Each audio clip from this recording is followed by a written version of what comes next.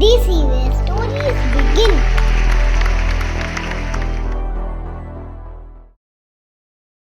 A big hello to all my beautiful, lovely listeners. This is Aditi, and today I welcome you to yet another exciting, interesting, short bedtime story.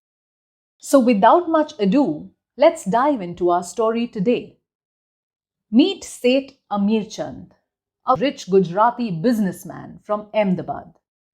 He was sharp, shrewd, always on the lookout for an opportunity to multiply his wealth.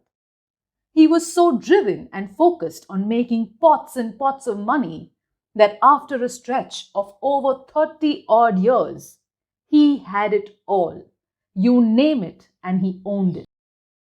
He would proudly say to everyone that he met, "હવે આ ઉંમરે તો ઊંઘમાં પણ હું not છાપું છું." Meaning, now at this age in life, even in my sleep, my money multiplies itself.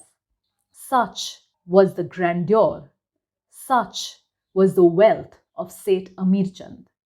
Now, at the age of 60, having spent a decent amount of years working hard, toiling, focusing only on acquiring material wealth, Seth Amirchand thought to himself that he was going to spend his time and money and energy on traveling around the world. And over the period of his working years, he had made many business connections, some in Africa, some in Europe. So he listed out an itinerary for him to travel, and the first on the cards was a trip to Africa. Now, as soon as he arrived in Africa, he took a couple of days to move around, to see the city, to see the way people lived. But all that he could see was people who struggled to make a living. He noticed houses that weren't as big. He noticed people who didn't even have houses. And everywhere he looked, there was just one thought that kept resounding itself in his head. I've achieved more. I have more. His trip to Africa and everywhere he traveled in Africa made him feel so much better about himself that he decided it was time to venture out and look into yet another country. So the next on the itinerary was Europe. When he went to Europe, he was supposed to be with a friend who lived in Germany. So as soon as he landed in Germany, he got in touch with his friend who by chance had the dates wrong. He was under the impression that Seth Amirchand was about to arrive a couple of days later. Following this interaction, Seth Amirchand told his friend and colleague that he would wait, and in the meanwhile, he traveled the city on his own. His friend was a little concerned and explained his concern to him, but Seth Amirchand was so confident and was so proud and so happy about himself after his trip to Africa. He said, "I've traveled to other countries as well, and I've managed to build an entire empire for myself back in India. I'm sure I can manage a couple of days all by myself, so don't you worry." Saying this, he hung up the phone with his friend. Now, the next thing Seth Amirchand did was go out of his hotel for a stroll. As he walked down the streets of Germany, while he enjoyed the weather, looked around in every nook and corner to see the hustle bustle of the city, he reached a huge, grand, and palatial bungalow. A bungalow that was so luxurious, so grand, so exquisite that it was difficult for him to believe that one person could actually own such a huge home. Curious, Seth Amirchand looked around. As he looked around, he saw somebody jogging towards him. So he took the opportunity and stopped the man. And in his own way, he tried to ask this man who was jogging. Pointing at the bungalow, he said, Who? And this man who was jogging looked at him, confused, probably even slightly irritated, and responded, "Khanit Varshtan." Seth Amirchand was now in awe of this person. He said to himself, Khanit Varshtan owned such a miraculous, such a marvelous, such a splendid sprawling bungalow, something that he thought was unattainable. So thinking to himself, praising Khanit Varshtan in his head, he continued his stroll. As he walked ahead for a little bit, he came across a huge, splendid hotel that stood right before him, as though the heavens had descended down on earth. The sheer glamour and glitz of the hotel was so awe-inspiring that Seth Amirchand was left wondering who could possibly own something as grand, as exquisite as a hotel like this. In his curiosity, he immediately called upon one of the waiters at the restaurant within the hotel and excitedly asked him, Kono che? And the waiter, out of sheer courtesy, turned around and looked at him and said, Kanit Varshtan.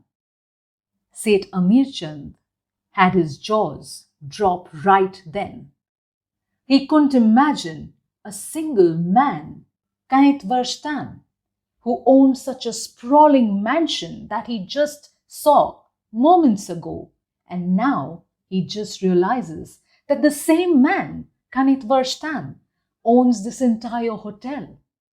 He was so filled with awe that for a moment he actually started feeling jealous and kind of cursed his own destiny. He looked up to his God, almost mumbling and complaining, saying that he'd worked so hard, and if anybody deserved these kind of riches, it should have been him. But today he stands before another man who has more, and not just more, much more than what he could ever imagine. So mumbling to himself, Seth Amirchand finished his meal and he walked himself out onto the road, where he kept strolling a little longer to explore this city. While he kept walking further, he reached a crossroad where he saw several billboards, huge billboards that had the image of a young man on all of them. Curious, he wondered who this man was. So he stopped a policeman who stood at the crossroads. And while he fumbled trying to figure out how he could ask this question, he said, pointing out at the billboard, Who is? And the policeman, in return, looked at him with strange eyes, waved his hand up in the air as though he couldn't understand what he was saying. Yet, Seth Amirchand figured that the policeman's gesture was as though surprised that Seth Amirchand didn't understand or didn't know who this man was. So with his hands raised up, this policeman said, Kanit Varshtan, Kanit Varshtan. And Seth Amirchand was left baffled. With his jaws dropped, his eyes rolled, and his mind just could not fathom how such a young man could have achieved so much at such a young age.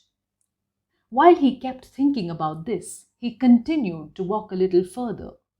And because he was so lost in thought, he didn't realize that the road that he was traveling onto became less crowded and slowly, gradually became quieter.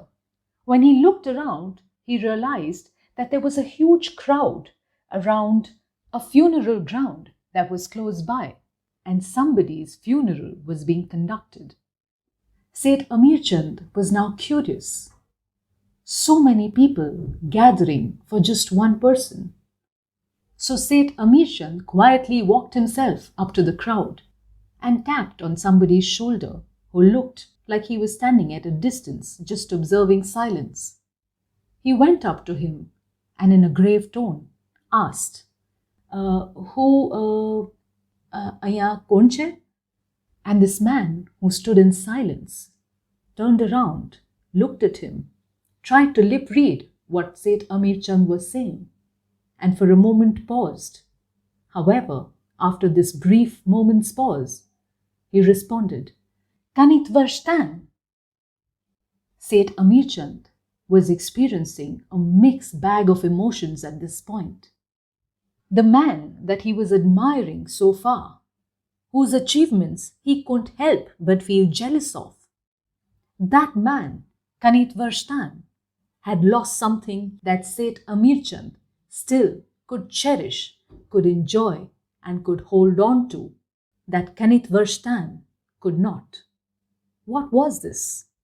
It was the miracle of life. Seth Amirchand had just found new meaning. He had just been struck with a moment of truth. Quietly, Seth Amirchand left the funeral place and went back to his hotel, where he waited the next couple of days until he met his friend who he was scheduled to meet. Having met his friend, he narrated the whole ordeal to him in absolute detail and explained to him how that was a moment of realization for Seth Amirchand, the great realization of the value that life had. Seth Amirchand, with this experience, was a new man altogether.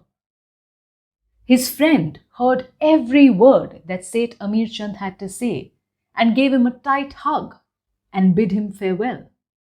Once Seth Amirchand left to go back to India, his friend, who was from Germany, immediately called his wife and shared this entire experience with her and shared it in absolute detail. His wife heard the entire experience, but strangely, and to our surprise, she laughed her heart out. She kept rolling on the floor when she heard this entire story. And at the end of it, she turned around and asked her husband, "Why didn't you just tell him what Kanitvarstan means?" And all her husband had to say was, "How could I?" Kanitvarstan actually gave Seth Amirchand a new meaning to life. And if you're still wondering what Kanitvarstan means, in German, Kanitvarstan means "I don't understand." And all of those people that Seth Amirchand had met so far, whether it was the man who was jogging or the waiter or the policeman or the guy at the funeral, every person that Seth Amirchand asked, "Who? Akonche?" They couldn't understand what he had to say. And their natural reaction was to say this in German, "I don't understand. Kann ich verstehen?" And this so-called moment of truth, this so-called experience became a realization for Seth Amirchand. And today, back in Ahmedabad, this rich Gujarati businessman who has it all spends a lot more of his time with his friends and family.